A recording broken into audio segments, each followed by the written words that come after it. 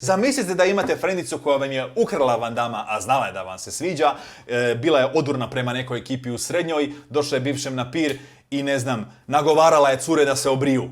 Mislim, po glavi. Koliko bi dugo bile s njom frendice?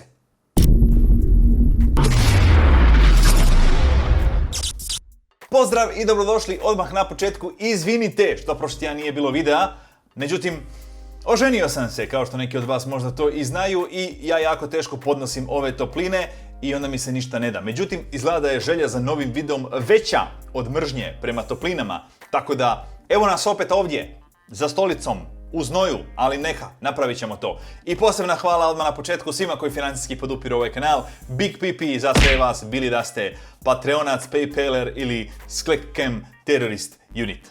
Hvala vam puno.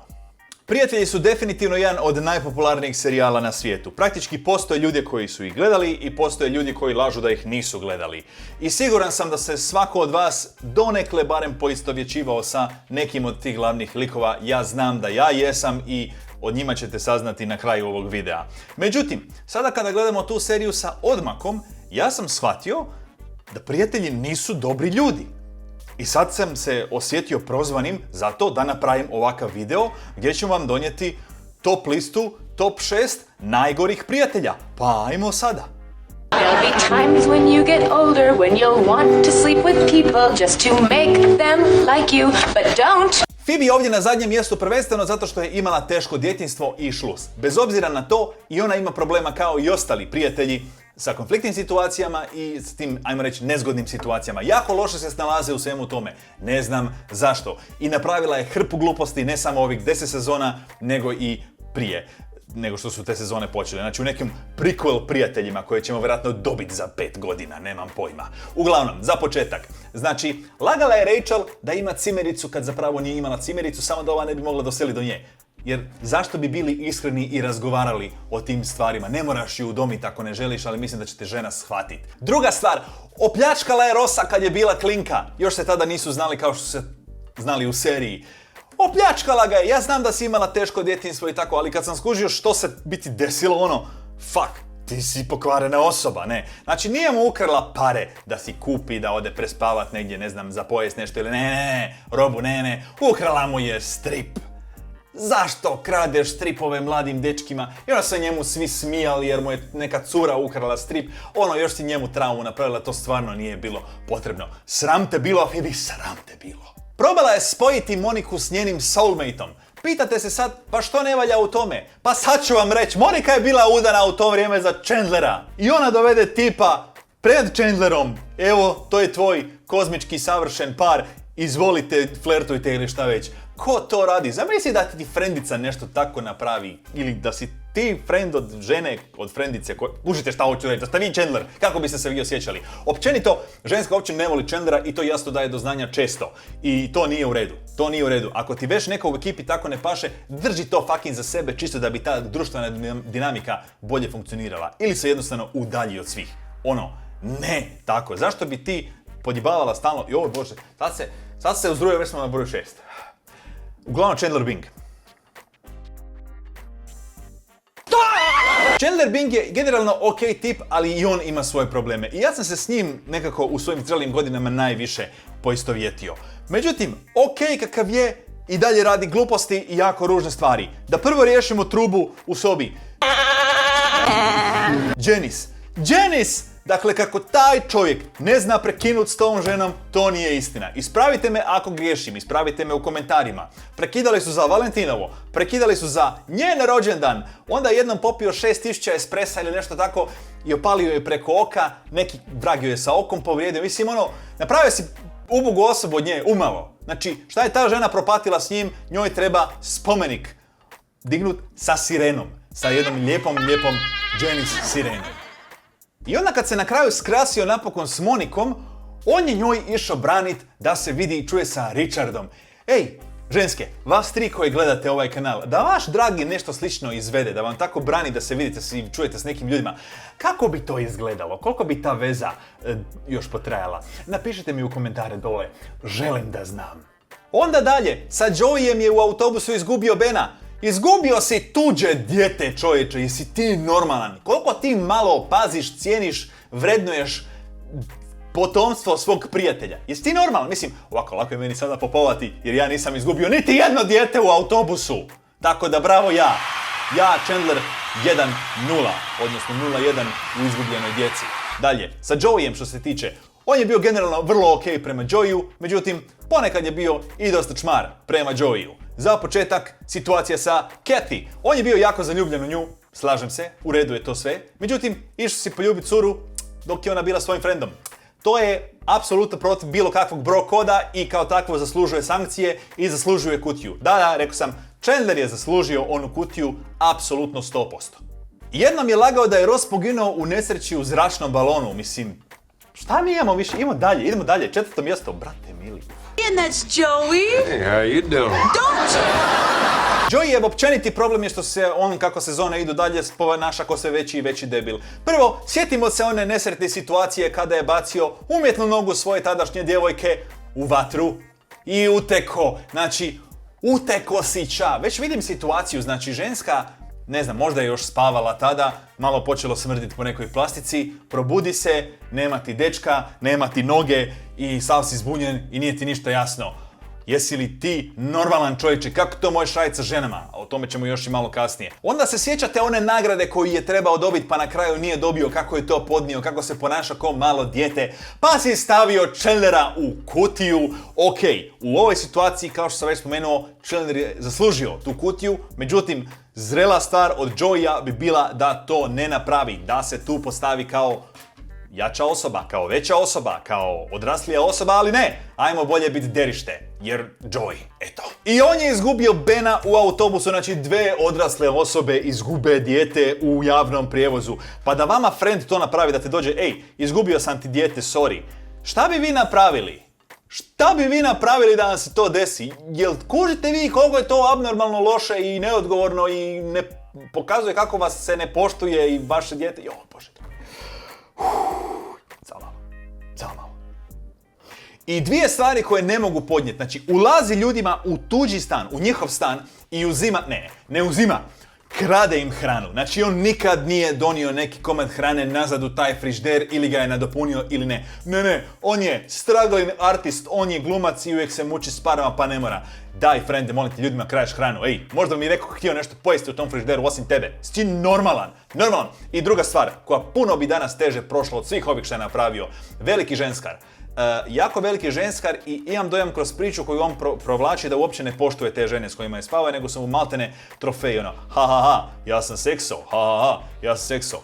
Evo, to mene drži noćima budnim kad je Joey u pitanju. You know what? Now I want to steal your thunder. Come on, Ross, let's go have sex. Ako do sad niste skužili, Rachel je glavni lik prijatelja. Radnja praktički počinje njenim dolaskom u Central Park i od svih drugih likova njen character arc, odnosno preobrazba, sazrijevanje je najveće. Ona se stvarno iz jedne razmažene tatine curice pretvara u jednu samostalnu ženu. Koliko je zrela, još se može o tome pričat. Međutim, da bi došla uopće do te razine, morala je napraviti hrpu gluposti očito. Pa ajmo sad malo o njima. Za početak, ukrala si Jean-Claude Van Damme Moniki. Znala si da se on njoj sviđa, ali ne, ti si ga htjela za sebe. I bila si toliko sebična da kad je on predložio trisam sa vas 2, ti nisi htjela ga dijeliti sa svojom prijateljicom. Sram te istit bilo, Rachel. Znamo iz priča da je bila jako odurna prema nekim ljudima u svojoj srednjoj školi. Znači, bila si nasilnica, odnosno bully. Znači, ja kužim da si ti sada sazrela, da je to sada sve iza vas i da joj je žao možda i tako da, ali šteta koju si ti napravila tim ljudima, to je bilo onda na njima da se snalaze s tim, da se snose s time, a ne na tebi. Ti si samo otišla dalje i pustila ih sa tim problemom koji si im ti napravila. Ej! Išla je Rossu na vjenčanje. Znate ko je bio na mom vjenčanju? Ne moje bivše. Znate koga sam ja zvao na svoje vjenčanje? Ne moje bivše. Zaposlila je Tega i to samo zato što je on bio lijep. Nikakav drugi razlog nije postojao. Tip je bio glup ko stup, dobro, nije bio glup ko stup, ali nije baš bio najsposobniji, sigurno nije bio najkvalificiraniji za taj posao u tom trenutku, ali ona ga je zaposlila jer ju je bilo lijepo njega gledat. Pa baš lijepo. Baš se krasna poruka tu šalje, jel da? A onda Bonnie, sjećate se Bonnie? Ja se sjećam Bonnie. Ovo je Bonnie, ako se vi ne sjećate. Ona je nagovorila curu da obrije glavu. Ej, glavu obrije. Curu! U vrijeme kada to nije bilo popularno. Zamislite da imate frendicu koja vam je ukrala Van Damme, a znala je da vam se sviđa. Bila je odurna prema nekoj ekipi u srednjoj. Došla je bivšem na pir i ne znam, nagovarala je cure da se obriju. Mislim, po glavi. Koliko bi dugo bile s njom frendice? Lagala je tati oko trudnoće i vjenčanja i namjerno je išla krast pažnju sa Monike u trenutku kad se ona bila zaručila sa Chandlerom. Zato što je ona mana nesigurna i njoj treba pažnje. Je li si ti normalna? Kako su one ostale frendice nakon svih ovih stvari, mene nikad neće biti jasno. A kao su si najbolje. Stop it! Monika je definitivno najveća manipulatorica od svih ovdje, međutim ima jednu kvalitetu radi koje neobično cijenim, ona je obsesivna oko čišćenja. Za razliku od nekih, ali i ona je svačega skrivila. Kladila se u stan samo da bi pobjedila, jer Monika mora pobijediti uvijek u svemu. Užasno je kompetitivna i to redovito završava na štetu i nje i njenog tima u ovom slučaju. Znači, ona i Rachel su tako lagano popušile stan koji u startu uopće nije bio njoj. Sjetimo se da je to od tete stan, to nije tvoj stan. Tako da, jako loša je u tim natjecateljskim stvarima i jako je impulzivna tu i to redovito završava vrlo loše. A malo i pedofilka, jer sjetimo se da je bila sa tipom radi kojeg je lagala za svoje godine i onda je ispalo da je i on lagao za svoje godine, pa je nastala vesela situacija. I sjetimo se malo kada je udarila Benovom glavom u gredu i pokušala sakrit čvorugu koja je nastala, otrgnula je Medi, glavu je otrgnula, tek tako da bi pokrila svoju štetu, jer ne bi ti prijavila i svom bratu šta si napravila. I šta bi bilo da je dijete ostalo bez prsta, ono daje ga nazad, pa takvog si mi ga dao, to je tako već bilo prije. Kad već pričamo o prstima, odrezala je Chandlerov prst. Okej, to do duše nije bilo nikako namjerno i bilo je prilično urnebesno u toj situaciji, ali opet, nikada nemojte koristiti oštre predmete kao što su noževi pri zavođenju. Pogotovo ako ste debela Monika. Nemojte to nikad raditi. I što najgore, postojala je prilika da se taj prst spasi, međutim ona ne može razlikovati odrezan prst od mrkvice i zato je sada Chandler sa 4 prsta na jednoj nozi. Trivija pitanje za vas. S koje noge je ona skinula taj prst? Napišite mi u komentare. I za kraj, poljubila se s Rossom. Prvi poljubac u njenom životu je bio s vlastitim bratom. U njihovu obranu, bio je mrak, ali ono, daj, provjeravaj s kim se ljubiš. Flertala je sa celebritima iako je bila udana, znači tražila je da joj se ljudi potpisuju na grudnjak, a bila si u braku. Pa neko to radi, imaš malo samopoštovanja i prema sebi i prema svom braku i prema svom mužu. Daj malo sredi. Pa mislim, zamisli da moja žena sada ide tu tražit, ne znam, Slavka Sobina da joj se potpiše na grudnjak ili ne znam, Janka Bolerića Popovića ili Čavajdu. To ne bi bilo u redu s moje strane.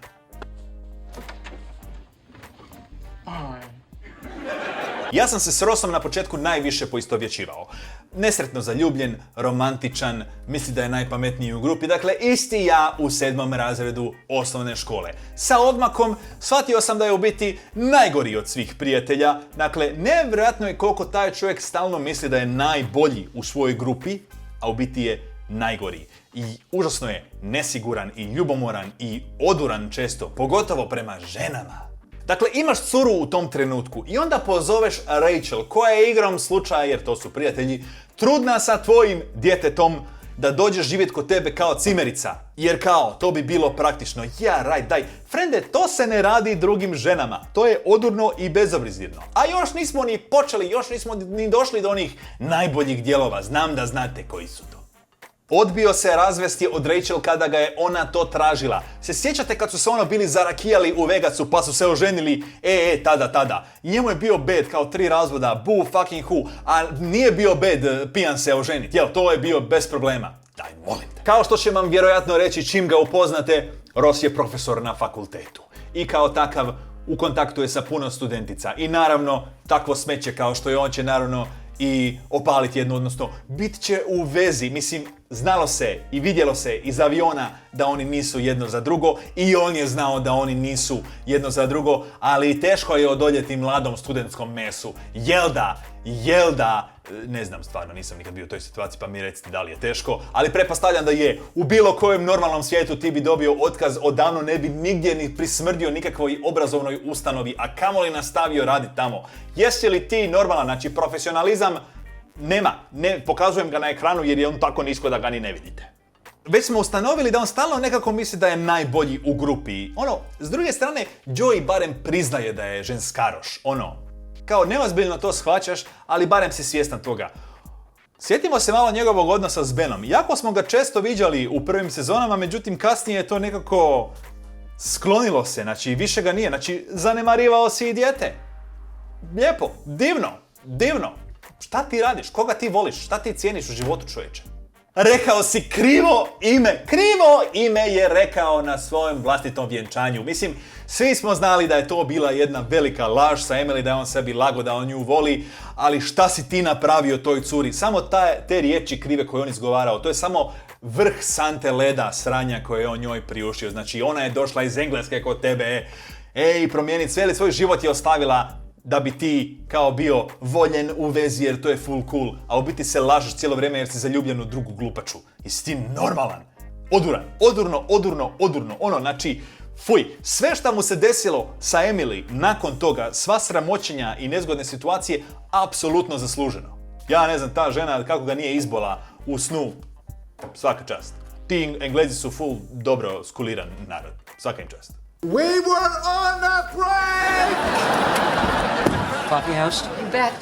Znate kad su bili na prekidu? Sad ćemo to razjasniti za svagda. Dakle, takav prekid ne znači ništa drugo osim udaljavamo se jedno od drugog na nekoliko dana, da hladne glave razmislimo o svemu i onda se vratimo i sa tim saznanjima koja smo dobili razmišljajući o našoj vezi porazgovaramo i vidimo imamo li dalje budućnost ili ne, na čemu treba raditi ili treba odmah pustiti. To ne znači da ideš karat prvu curu u kopirki koja je blizu, dok si pijan. To nije to. Ja sam dosta dugo bio nije mi bilo jasno ko je možda tu u pravu, ali znam da je i Ross znao da je u prekršaju tu, da je napravio sranje. Zašto? Zato što je to probao odmah sakrit. Eto, i zato je to njegov najveći grijeh u svemu ovome. I zato smo mi sad dobili, još 8 sezona Prijatelja ili koliko je već to bilo prošlo od tada. A sad se povijest ponavlja. Sada Will Smith doživljava sličnu sudbinu, njegova žena sada radi gluposti. Biti on a break ne znači da smiješ karat druge ljude. Nema na čemu, sada vi to znate isto.